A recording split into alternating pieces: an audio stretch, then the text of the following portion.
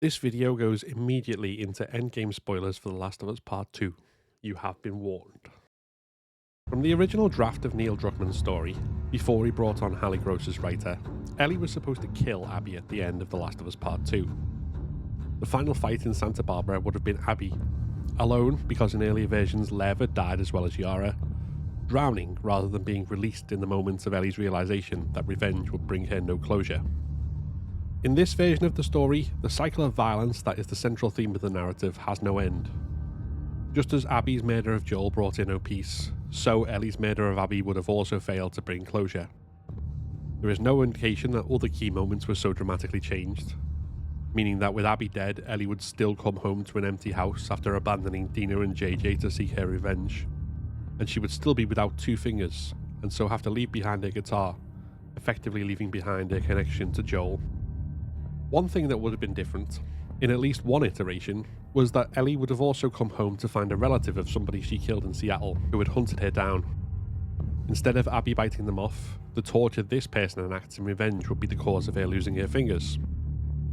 Even without the added dimension of a new person seeking revenge, which is arguably better left on the cutting room floor, as it would have been a very contrived way to end the story, the version of the narrative where Abby dies is a version utterly devoid of hope. The cycle of violence takes no prisoners and hollows out those who survive it, leaving behind only misery and grief. But is the ending as we got it any more hopeful? After all, it ends on an extremely somber note, seeming to leave both deuteragonists in a very dark place. Despite that, as we'll discuss in this video, the ending of The Last of Us Part 2 does in fact provide glimmers of hope for those who know where to look. Hope not only that the cycle of violence has ended, its participants both rejecting it, but that they have a path forward for recovery and rebuilding. We may have to wait until a new game to see that path unfold, as Naughty Dog has told both parts of the story with a subtle expertise in the art of showing rather than telling, but that doesn't mean it isn't there. For Abby, the hope for the future is more obvious. She is, first and foremost, alive. Not only that, but so is Lev, her found family, her conscience, and the person who, in her saving him, gave her a closure and sense of peace that killing Joel could not.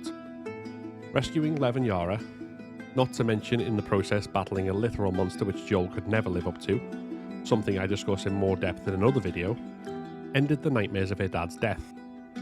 Although Yara died on the Seraphite Island, she wasn't a victim of Ellie's revenge quest. Instead, in the wake of Yara's death, Abby was able to reject the WLF and its war, a second, grander scale cycle of violence which she had zealously attached herself to in order to train herself to get vengeance upon Joel.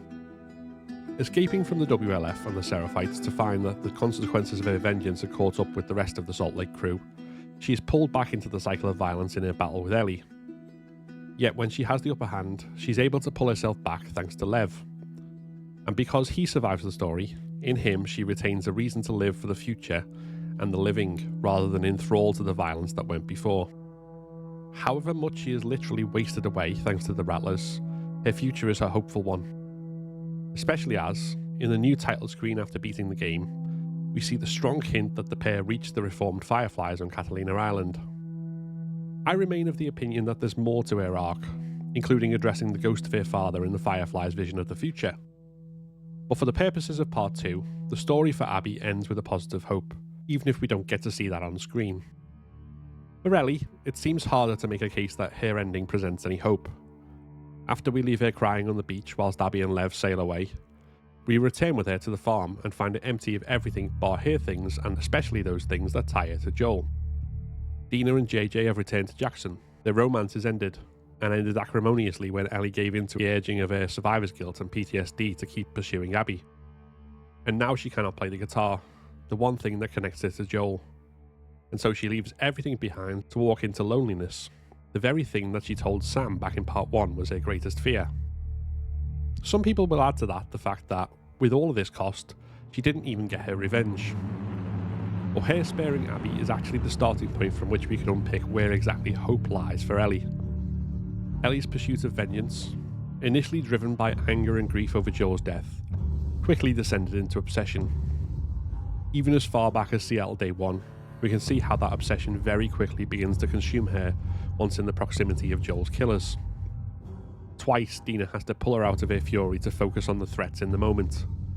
First, when looking at Leah's letter after killing Jordan, despite the approach of WLF soldiers, and then when looking at Leah's photographs of the Salt Lake crew as the WLF close in on the TV station. At the end of day 2, she pursues and tortures Nora, the event taking a clear physical and emotional toll, the extent of which is only clear when she abandons Jesse and the search for Tommy because of her obsession with Abby, which of course culminates in her killing a pregnant woman. This is an enormous journey from the first time Ellie took a human life to save Joel, or her continued proclamations of shock at Joel's violence through the first game. In Seattle, we see Ellie trying to emulate Joel, and in particular his violence. Yet while Joel's use of brutal force was rooted in pragmatism and necessity, Ellie's comes from a place of deep emotion, especially anger. It's that anger that sees situations continually and rapidly spin out of her control. From Nora using it to escape her, to the failed attempt to interrogate Owen and Mel. And the root of that anger is that she survived where others did not, and feels that she has to make it up to them. This is what spurs her on in the first game to offer herself up for the cure, what causes a rift with Joel, who she feels robbed her of a chance to atone, and what pushes her beyond all reason in the pursuit of vengeance for Joel. A decision to leave Dina for Santa Barbara, after being goaded into it by Tommy, shows that the obsession that we saw when she chased Nora and when she parted with Jesse still has its hooks in her. Her PTSD over Joel's death only further fuels and drives it, and it was only the lack of a lead and the pretense with Dina that she had let it go that kept her on the farm. But her final conversation with Dina on the farm is her equivalent to Abby's with Owen when overlooking Jackson. Owen and Dina want what Abby and Ellie want, but not at any cost. And in Ellie's case, Dina can see exactly what the cost is, both physical and psychological. But Ellie refuses to see and pursues it anyway. Even when bleeding from an open wound, she limps on and recites Abby's name like a ritual. So what does this have to do with hope? Well, Ellie's pursuit of Abby to such extreme ends is not only an obsession, virtually an addiction, but represents her in thrall to her survivor's guilt. Had she stayed in thrall to the very end, stopping only because there was nobody left to kill, then it would have won. She would have truly lost every last bit of herself, perhaps even her reason to keep living at all. What else is there after that? But the first seeds of doubt begin to creep in when she sees Abby at the pillars. Just as when Abby had Joel, and he wasn't the monster she had built up in her mind, but just a man, so Abby is a shell of who she was when she killed Joel. Not only that, but even with Ellie there, her focus is to free Lev and carry him away from this place of death. Just as Joel had with Ellie. What Ellie saw as stripping her of choice and her chance to right the wrongs of her survival, Joel saw as saving her. A point he reiterated to her in his last conversation with her. The very conversation Ellie's mind goes to before she lets Abby go. In releasing Abby to live, we see Ellie finally, belatedly, pull back from total oblivion.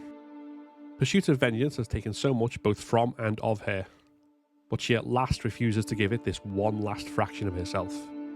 Some semblance of who she was when we met her still remains.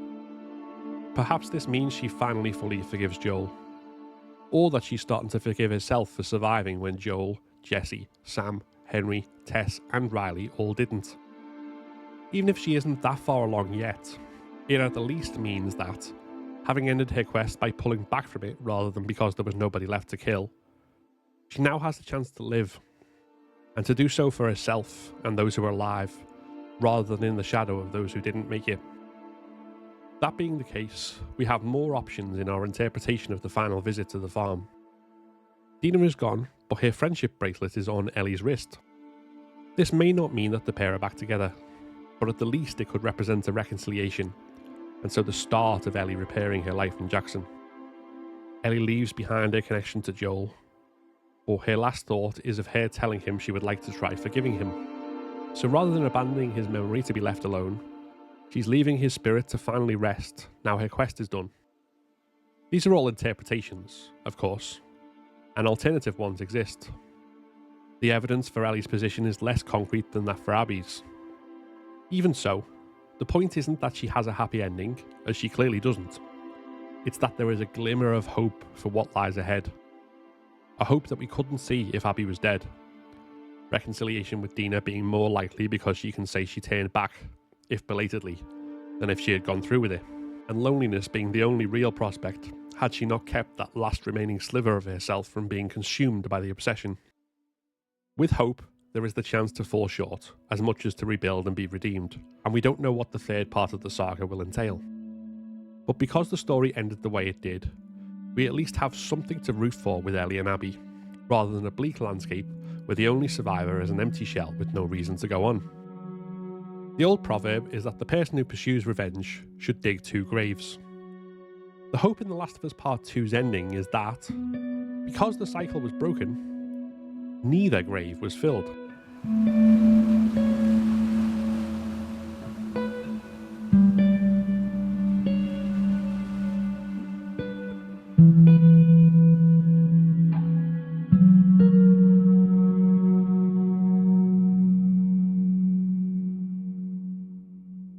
If you enjoyed this video, then please give it a like and consider subscribing to keep up to date with all my content.